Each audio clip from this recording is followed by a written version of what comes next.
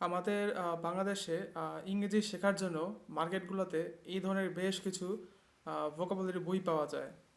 এই যে এখানে আমি অনেকগুলো ভোকাবুলারি বই দেখতে পাইতেছি, স্পেশালি নীলক্ষেত বা নীলক্ষেতের আশেপাশে বা অন্য যে কোনো বইগুলোতে এরকম অসংখ্য ভোকাবুলারি বই পাওয়া যায়। তো এখন প্রশ্নটা হচ্ছে, এই ভোকাবুলারি বইগুলো কি আসলেই কোনো কাজের, নাকি এগুলো মানে জাস্ট ইউজলেস? তো আমার কাছে মনে হয় এই ভোকাবুলারি বই দিয়ে ইংলিশ পড়া বা ইংলিশ শেখাটা অনেকটা ওই ডিকশনারি পড়ার মতোই। যেমন ছোটোবেলায় আমি দেখতাম যে আহ, অনেকের বাসাতে বড় বড় ইংলিশ ডিকশনারি থাকতো, যে অক্সফোর্ড ইংলিশ ডিকশনারি, এটা আমি যখন খুব ছোট ছিলাম, অনেক বড় বড় বই।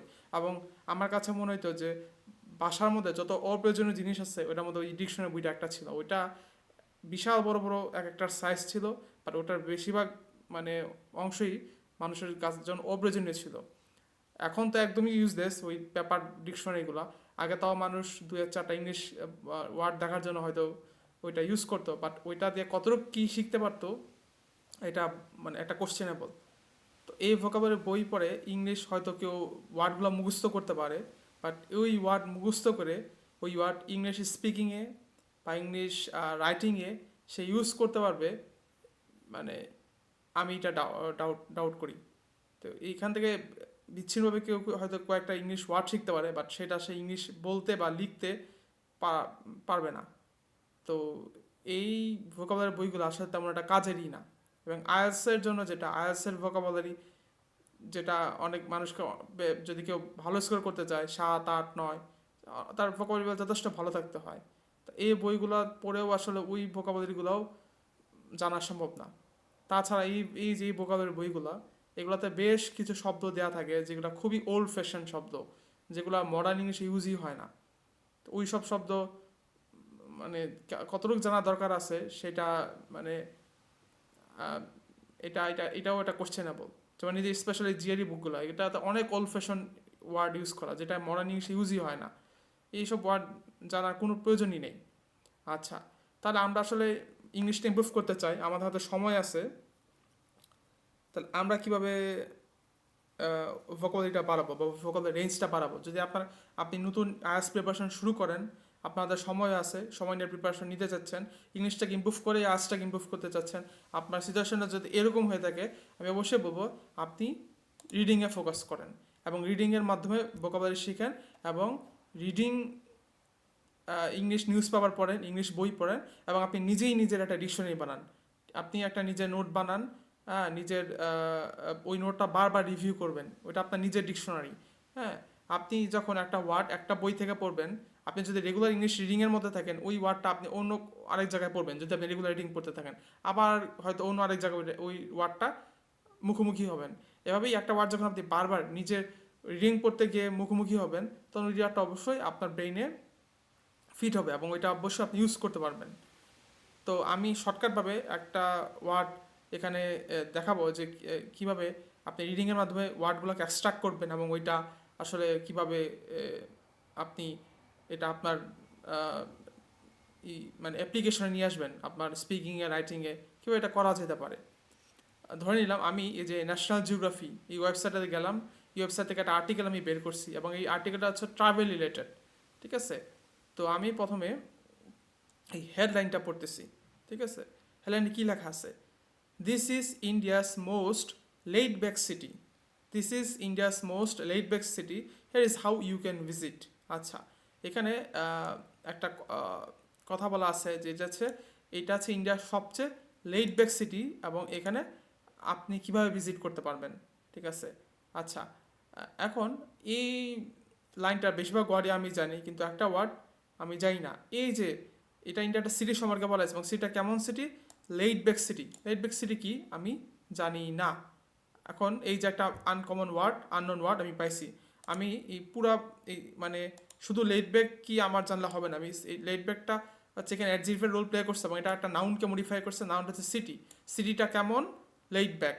তো এই লেইড ব্যাক সিটি আসলে কি বোঝাচ্ছে এটা আমি একটু পর দেখবো।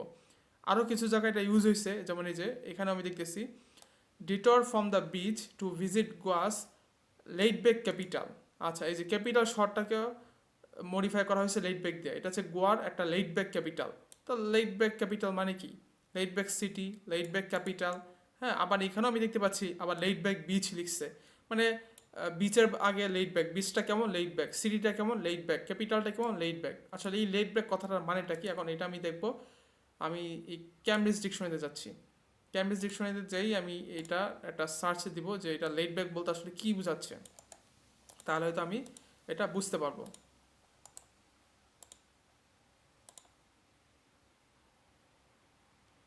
আচ্ছা, এখানে লেট ব্যাক প্রথমেই আমি দেখতে পাচ্ছি C2 লেখা আছে। C2 মানে কি? C2 মানে হচ্ছে অ্যাডভান্স লেভেল। আইএসএ আমরা 7, 8, 9 এইটা C1 C2 লেভেলে পড়ে। এই লেট ব্যাক শট এরকম খুবই অ্যাডভান্স লেভেল একটা ওয়ার্ড। তা লেট ব্যাক মানেটা হচ্ছে কি, relaxed in manner and character, মানে খুবই একটা রিল্যাক্সিং জায়গা, হ্যাঁ, বা খুবই এই যে চিলিং জায়গা, মানে যে জায়গা খুব মানে খুব বেশি হুড়াহুড়ি নাই, ব্যস্ততা নাই, খুবই শান্ত নীরব, এমন জায়গাকে আমরা বলা হচ্ছে লেট ব্যাক। ঠিক আছে, তার মানে এখানে মানুষের এই যে I have never seen her like worried and anxious in any way, she is so laid back. আচ্ছা, এখানে একটা মানুষের ব্যাপারে বলা হচ্ছে, মানুষও লেট ব্যাক হইতে পারে। যদি মানুষ লেট ব্যাক হয় তাহলে কি বোঝাবে? ওই মানুষটা হচ্ছে খুবই রিল্যাক্স প্রকৃতির মানুষ, খুবই মানে আরাম, মানে খুব বেশি মানে সে খুব সিনসিয়ার থাকে না, খুব বেশি কমফোর্ট লাইফ লিড করে, হ্যাঁ, চিল মুডে থাকে, এই ধরনের মানুষ হচ্ছে লেট ব্যাক মানুষ। আচ্ছা, আর যদি এটা সিটি এই যে একটা কোম্পানির ব্যাপার রয়েছে, কোম্পানিটা কি লেট ব্যাক কোম্পানি, মানে কি একটা কোম্পানি যদি লেট ব্যাক হয় তাহলে কি হয়, you can choose your own hours and race is very casual, মানে ওই কোম্পানিটা খুবই ফ্লেক্সিবল হয়। ওই কোম্পানি এমপ্লয়িরা নিজেদের কর্মঘণ্টা ঠিক করতে পারে, ড্রেসও ক্যাজুয়াল করতে পারে, মানে খুব বেশি স্ট্রিক্ট রুলস নাই। তার মানে কোম্পানি লেট ব্যাক হলে সেটা হয়। তা একটা শহর, এখানে যদি একটা শহর লেট ব্যাক হয় তার মানে ওটা কী বোঝাচ্ছে, ওইটা খুব শান্ত নীরব নিস্তব্ধ শহর, হ্যাঁ, খুব বেশি কোলাহল নাই, ওই ধরনের শহরকে লেট ব্যাক বলে। আচ্ছা, তো এইখানে গেল। তো আমি আরেকটা ওয়ার্ড এই আর্টিকেল থেকে দেখাবো, হ্যাঁ, যেটা আহ, বেশ ভালো একটা শব্দ। তো আমি যদি একটু নিচে যাই, দেখি ওয়ার্ডটা আমি একটু আগে দেখছিলাম, এটা পাই কিনা। হ্যাঁ, এই যে এই প্যারাতে যদি আমি আসি, এখানে একটা লেখা আছে, this area is lined with brightly painted houses. হ্যাঁ, this area is lined with brightly painted houses, মানে ব্রাইটলি পেইন্ট করা মানে রং করা, আর রঙগুলো কেমন ব্রাইটলি রং করা, মানে খুব উজ্জ্বল কালারে রং করা কতগুলো হাউস ওই এলাকাতে আছে। হ্যাঁ, খুব কালারফুল হাউসগুলো, এবং ইয়ারাতে লাইন ধরে আছে, মানে এক সিরিয়ালে অনেকগুলো বাড়ি আর কি। আচ্ছা, এখানে আমার এত কিছু দরকার নেই, আমার খালি এই ইয়াটা দরকার, লাইন উইথ। লাইন উইথ মানে কি? আচ্ছা, লাইন শব্দটা কিন্তু আমরা সবাই পরিচিত এর সাথে, ঠিক আছে, কিন্তু এই শব্দটা আমরা কিন্তু নাউন হিসেবে পরিচিত বেশি। লাইন ধরা, লাইন, কিন্তু এটা এখানে কিন্তু এটা ভার্ব হিসেবে ইউজ আসছে। হ্যাঁ, এই যে line with, is line with, ED লাগাইছে, মানে এটা ভার্ব হিসেবে ইউজ আসছে। তা ভার্ব হিসেবে কিন্তু আমরা এটা ইউজ খুব কম করি, যে এটা লাইন নিয়ে যে নর্মালি যে স্ট্রেট লাইন, এভাবে নাউন হিসেবে আমরা সবাই ইউজ করতে জানি, কিন্তু এই শব্দটা ভার্ব হিসেবে আমরা খুব কম ইউজ করতে জানি বা করি না। কিন্তু এটা ভার্ব হিসেবে ইউজ যদি আমরা দেখি, এই যে আমি নিচের দিকে যদি আসি ক্যামব্রিজ ডিকশনারিতে, এই যে এই যে ভার্ব হিসেবে এই শব্দটা C2 লেভেলের, মানে খুবই অ্যাডভান্স, 8.5 9 লেভেলের। ঠিক আছে, খুবই অ্যাডভান্স শব্দ। লাইন শব্দ আমরা অলরেডি জানি, কিন্তু এটা ভার্ব হিসেবে আমরা যদি রাইটিং এটা ইউজ করি, আমাদের রাইটিং ইউজ করি এবং এটা জানি, আমাদের স্পিকিং ইউজ করি, আমাদের রাইটিং স্পিকিং খুবই অ্যাডভান্স হবে। এবং আমাদের জানা শব্দটাই কিন্তু আমরা অন্যভাবে ইউজ করি, কারণ এটা খুব কম মানুষ ভার্ব হিসেবে এই শব্দটাকে ইউজ করবে। তো আমি শুধু একটা স্যাম্পল সেন্টেন্স দেখাবো। এই যেখানে লেখা আছে যে বি লাইন উইথ, এই স্ট্রাকচারটা কিন্তু ওই জায়গায় ইউজ করা হয়েছিল, বির বদলে ইজ লেখা ছিল ওই প্যাসেজে, ইজ লাইন উইথ। হ্যাঁ, এখানে কি লেখা আছে, উই সাইকেলড অ্যালং দ্য কান্ট্রি, মানে আমরা ওই গ্রাম জুড়ে গ্রাম ধরে সাইকেল চালাইছিলাম। হ্যাঁ, লেইন্ড উইথ ট্রিস। হ্যাঁ, ওই গ্রামটা কেমন ছিল, গ্রামের এক সিরিয়াল বাই অনেকগুলো গাছ ছিল, এরকম এক সিরিয়াল বাই অনেকগুলো গাছ ছিল, ঠিক এই জিনিসটা এখানে বোঝাইছে আর কি। হ্যাঁ, মানে লাইন বলতে মানে সোজাসুজি বা এক সিরিয়াল ধরে অনেকগুলো গাছ থাকে আর কি। This this village is lined with trees, আমরা যদি এইভাবে বলি কি, ভিলেজটা মানে এক সিরিয়াল বাই অনেক মানে গাছ আছে। তো ওই যে police lined the route of demonstration. হ্যাঁ, police lined the route of demonstration, police মানে একসাথে লাইন ধরে ধরে ওই যে জায়গায় ডেমনস্ট্রেশন চলতেছে ওদিকে যাচ্ছিল। তার মানে যে thousands of people lined the street. আচ্ছা, অনেকগুলো মানুষ রাস্তায় লাইন ধরছে, লাইন ধরা, লাইন্ড কেন ধরছে, টু ওয়াচ দ্য যে প্রেসিডেন্সিয়াল প্রসেশন, মানে ওই শোভাযাত্রা যেটা চলতেছিল ওটা দেখার জন্য, মানে লাইন শব্দটা এইভাবে ইউজ হয় ভার্ব হিসেবে।